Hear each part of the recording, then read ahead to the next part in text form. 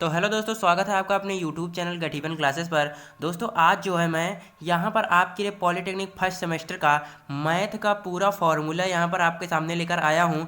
Video जो है काफ़ी ज़्यादा इन्फॉर्मेटिव आपके लिए होने वाली है, क्योंकि जिन छात्रों का कल पेपर है, यानी कि जिन छात्रों का यहाँ पर 11 तारीख को पेपर है अप्लाइड मैथमेटिक्स फर्स्ट का, उनके लिए ये वीडियो काफ़ी ज़्यादा हेल्पफुल होने वाली है। जो हमारे नए व्यूअर्स हैं उनके लिए भी काफ़ी जो है वीडियो हेल्पफुल होगी। तो वीडियो के लास्ट तक बने रहिए, क्योंकि यहाँ पर पॉलिटेक्निक फर्स्ट सेमेस्टर का जो मैथ है उसके सारे फार्मूले हमने इस वीडियो के अंदर रख दिए हैं, जितने भी इंपॉर्टेंट फार्मूले हैं, और ये फार्मूले ही आपको जो है परीक्षा में अच्छे अंक दिलाएंगे। तो यहाँ पर वीडियो जरा भी जो है देरी किए बिना स्टार्ट करते हैं। तो यहाँ पर जल्दी से हम जो है अपने फार्मूलों को पूरा ख़त्म कर देते हैं, ज़्यादा वीडियो लंबी नहीं होगी, तो अंत तक बने रहिएगा। तो शुरुआत करते हैं सबसे पहला चैप्टर। देखिए हमने चैप्टर वाइज भी जो है फार्मूलों को रखा है, यानी कि आपको जो है बीच बीच में से कोई पढ़ने की ज़रूरत नहीं है, लाइन से जो है सारे चैप्टर के हमने फार्मूले यहाँ पर रख दिए हैं। तो शुरुआत करते हैं। सबसे पहले हमारा समांतर श्रेणी और गुणोत्तर श्रेणी है, यानी कि अरिथमेटिक जो है यहाँ पर मीन मतलब समांतर श्रेणी, और यहाँ पर अरिथमेटिक प्रोग्रेशन, और यहाँ पर जो है हमारा जीपी यानी कि गुणोत्तर श्रेणी जो है।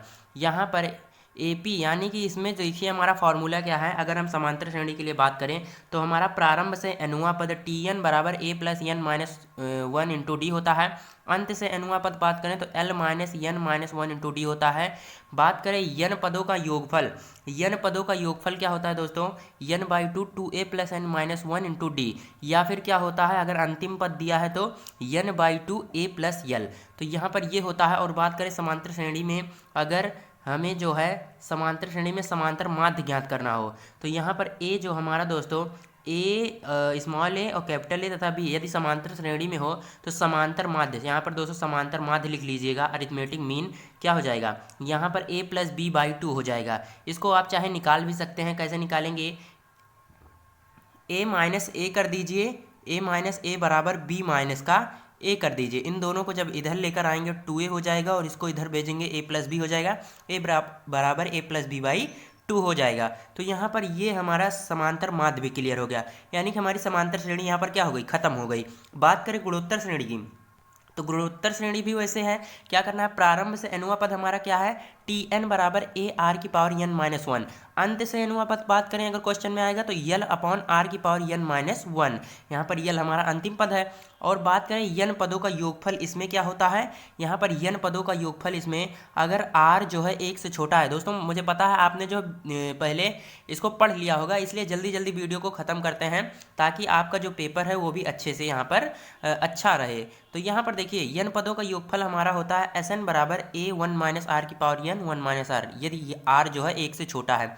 यदि आर एक से बड़ा है तो ए आर की power N minus one r minus one. दोस्तों वही होता है, सिर्फ यहाँ पर जो हमारा छोटा या बड़ा जो भी है इससे कोई मतलब नहीं होता वैसे, लेकिन आप इसको ध्यान में रखिए, क्योंकि अगर आप कॉमन लेकर इसको जो है इसी के फॉर्म में भी बना सकते हैं तो इससे कोई दिक्कत नहीं है। चाहे जो याद कर लें, एक याद कर लें, दूसरा कोई याद करने की ज़रूरत नहीं है। और देखिए जो हमारा गुणोत्तर श्रेणी होता है, गुणोत्तर श्रेणी में हमारा अनंत पद भी होते हैं। क्या होते हैं, समांतर श्रेणी में हमारा अनंत पदों का योगफल नहीं होता, लेकिन जो हमारा गुणोत्तर श्रेणी होती है उसमें हमें अनंत पदों का योगफल यहाँ पर निकालना होता है। यहाँ पर एस इनफाइनाइट बराबर ए अपॉन वन माइनस आर। तो यहाँ पर दोस्तों हमारी गुणोत्तर श्रेणी भी यहाँ पर क्लियर हो चुकी है।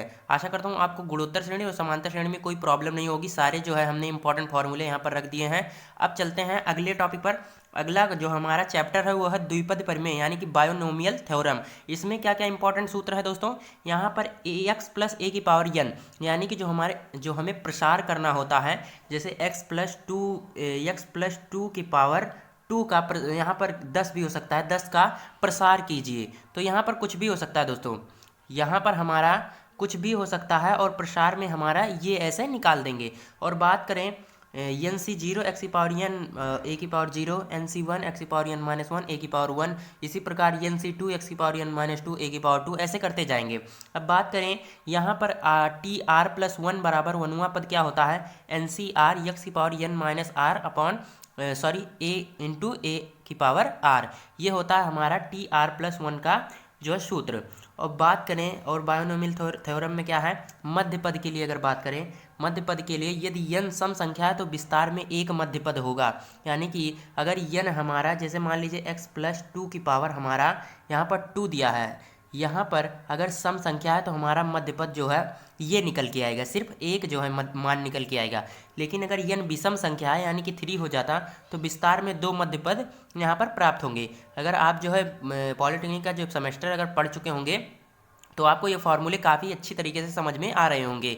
तो यहाँ पर बात करें अगर ये वाले फार्मूले की एन सी आर बराबर n C n minus r भी होता है, और अगर बात करें एन सी एक्स बराबर एन सी वाई तो हमारा यक्स और वाई जो प्लस का होता है यन के यहाँ हमारे किसके बराबर होता है यन के।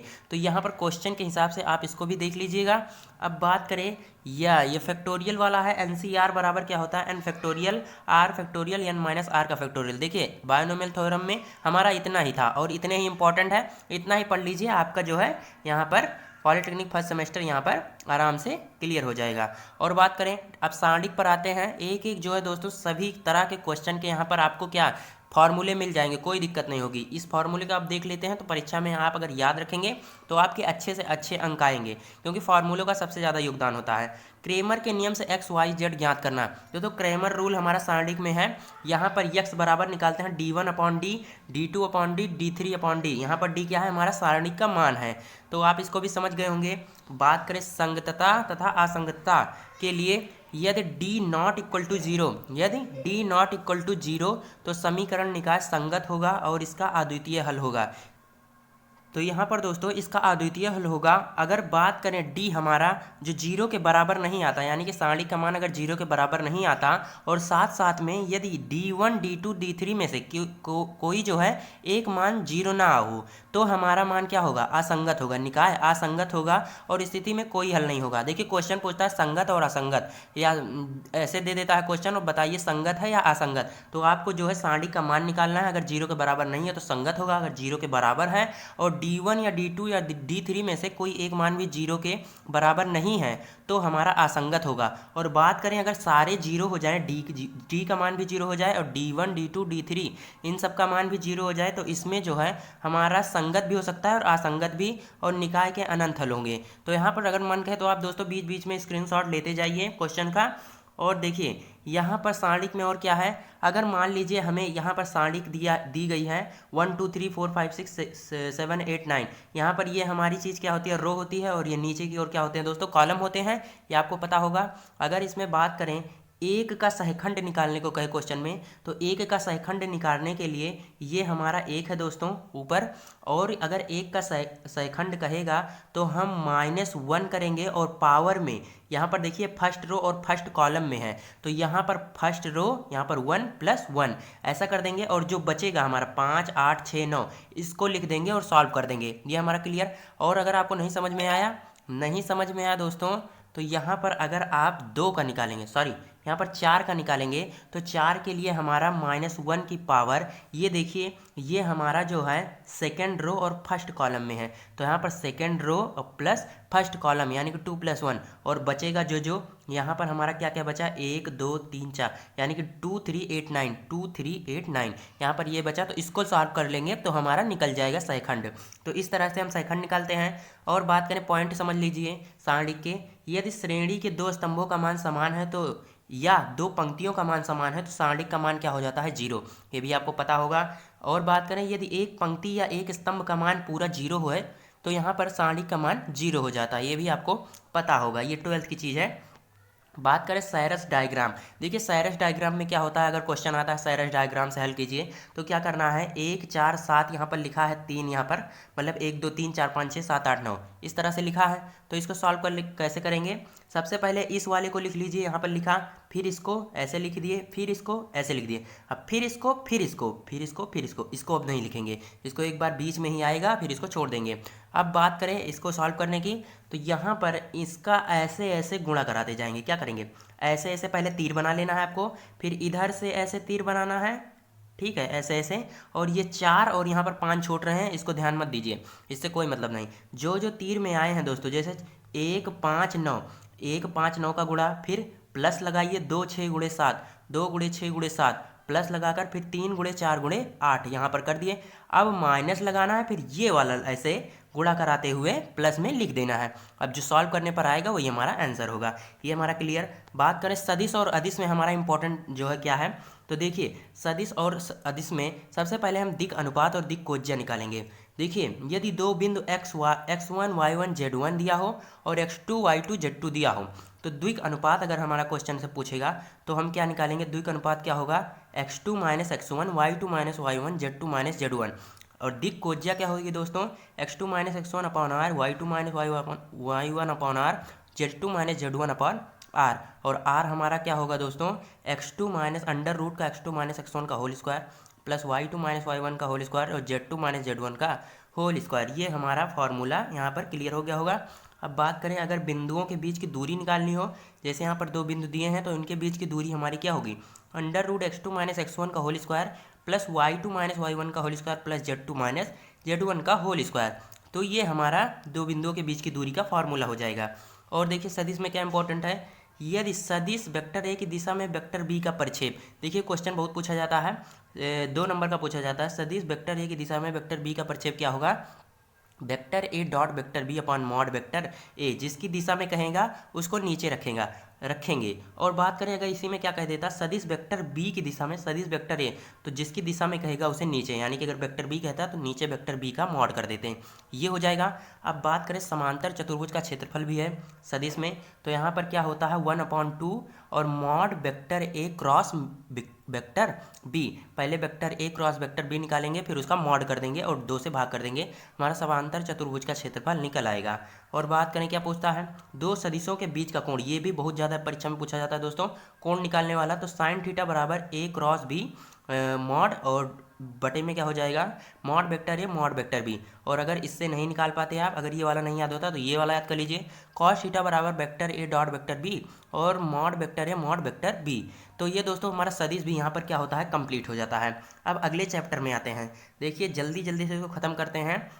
तो यहाँ पर सम्मिश्र संख्या हमारा है, कॉम्प्लेक्स नंबर, इसमें हमारा इंपॉर्टेंट क्या है, देखिए पहले इसको आप याद कर लीजिए, आई बराबर अंडर रूट -1, आई स्क्वायर बराबर -1, आई क्यूब बराबर आई की पावर 4 बराबर 1, क्योंकि छोटे सवाल जितने भी होते हैं दोस्तों यहाँ पर फॉर्मूले के बेस पर पूछे जाते हैं।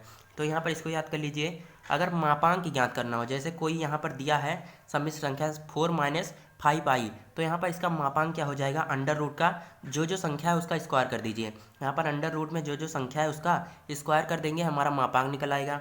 अगर ध्रुवीय रूप में भी कहता है दोस्तों, परीक्षा में पूछा जाता है, तो ध्रुवीय रूप में लिखने के लिए r cos theta plus i sine theta, आपको आर का मान निकालना है और थीटा का मान निकालना है।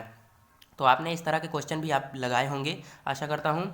अब चलते हैं यहाँ पर डी मॉयर प्रमेय में, तो यहाँ पर देखिए इससे भी कुछ जो है हद तक क्वेश्चन वैसे नहीं पूछे जाते, लेकिन कुछ हद तक इससे भी पूछे जाते हैं, तो एक बार इसको भी देख लीजिए, काफ़ी ईजी है।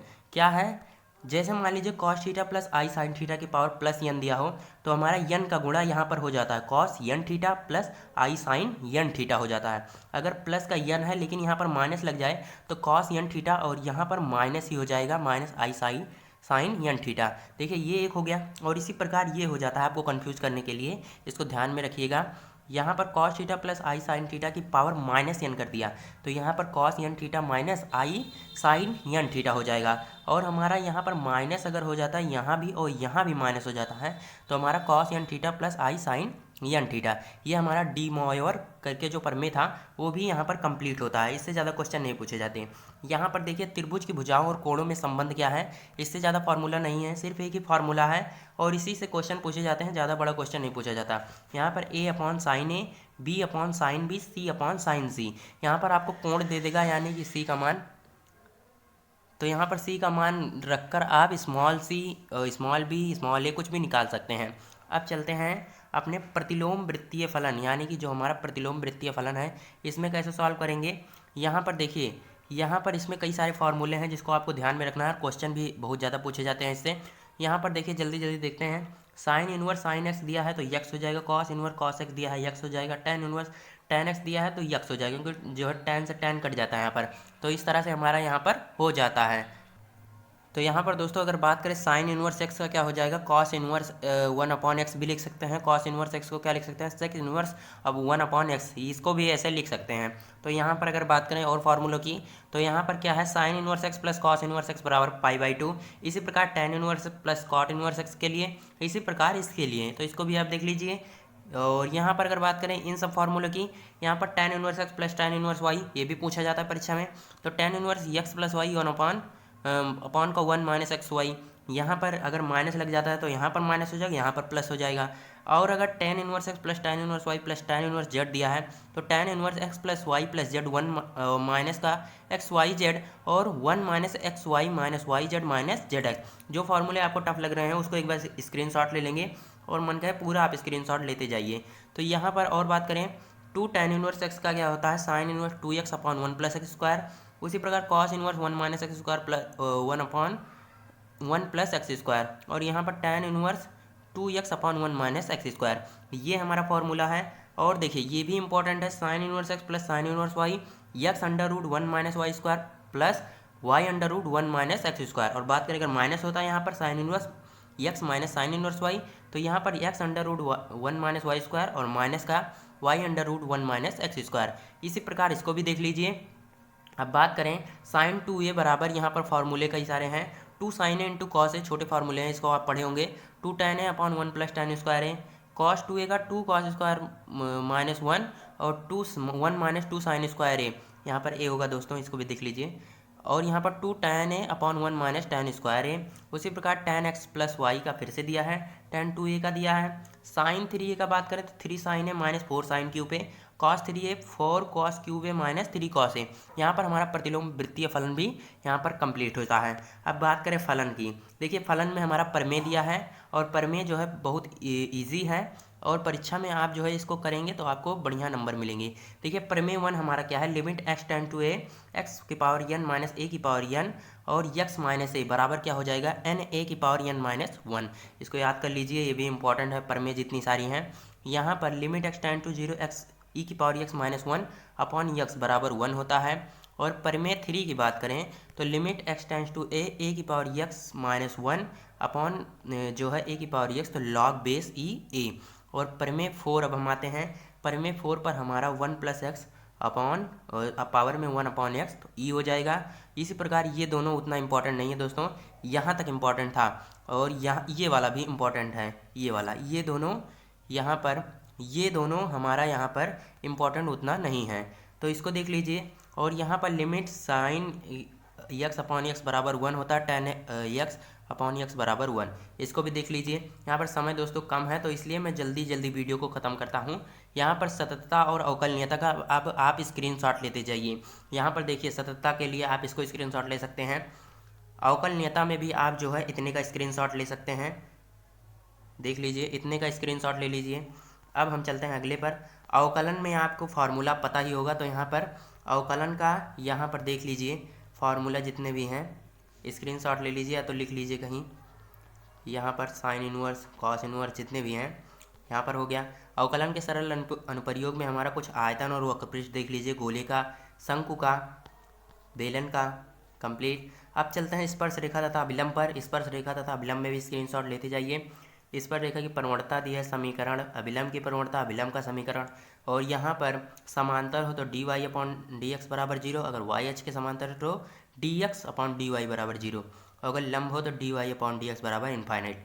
यहाँ पर वर्धमान एवं हर्षमान है, यदि d y upon d x जो है 0 से बड़ा है तो वर्धमान, 0 से छोटा है तो हर्षमान।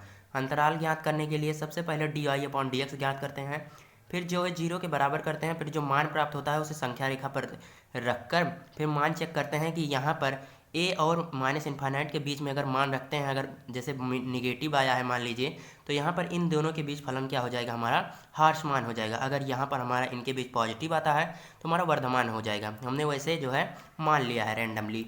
तो अब बात करें उच्चिष्ट निम्निष्ट में, तो यहाँ पर देख लीजिए इसको, सबसे पहले उच्चिष्ट बिंदु व निम्निष्ट बिंदु प्राप्त करते हैं, फिर उच्चिष्ट मान व निम्निष्ट मान ज्ञात करते हैं। तभी आप जो है उच्चिष्ट बिंदु अगर ज्ञात नहीं किए हैं तो उच्चिष्ट मान नहीं निकलेगा, सबसे पहले आपको बिंदु ज्ञात करना होगा। तो बिंदु ज्ञात करने के लिए यहाँ पर मैंने लिख दिया है, स्क्रीनशॉट ले लीजिए। फलन का अवकलन करना है, देखिए 7 पॉइंट है। फलन का जो है हमारा अवकलन करना है वाई का, फिर d y upon d x बराबर 0, एक्स तथा वाई का कुछ मान प्राप्त होगा, फिर d y upon d x का पुनः अवकलन करेंगे और d square y upon d x 2 में यक्स तथा वाई का मान रखेंगे। जब वाई का यक्स तथा वाई का मान रखेंगे तो अगर 0 से छोटा आता है तो उच्चिष्ट बिंदु हमें प्राप्त हो जाएगा, और अगर 0 से बड़ा आता है तो निम्निष्ट बिंदु प्राप्त हो जाएगा। उल्टा है दोस्तों, अगर 0 से छोटा होगा तो उच्चिष्ट बिंदु प्राप्त होगा, अगर 0 से बड़ा है तो निम्निष्ट। और बात करें अगर उच्चिष्ट बिंदु हमारा प्राप्त हो जाता है, जिस बिंदु पर उच्चिष्ट होगा उसी को y बराबर यानी कि सबसे पहले समीकरण में जो दिया होगा क्वेश्चन में उसमें रख कर देख लेंगे, वहाँ पर उच्चिष्ट मान प्राप्त हो जाएगा। ठीक है, और अगर निम्निष्ट बिंदु प्राप्त हो चुका है तो y बराबर उसमें फिर से रख दीजिए, वहाँ निम्निष्ट मान प्राप्त हो जाएगा। दोस्तों आशा करता हूँ आज की वीडियो जो है आपको काफ़ी ज़्यादा इन्फॉर्मेटिव और जो फॉर्मूले से भरी है वो आपको बहुत ही अच्छी लगी होगी। एक बार इसी बात पे जो है एक बार लाइक कर लेंगे सभी स्टूडेंट। तो इसी प्रकार मिलते हैं किसी नेक्स्ट टॉपिक के साथ, तब तक के लिए जय हिंद, वंदे मातरम।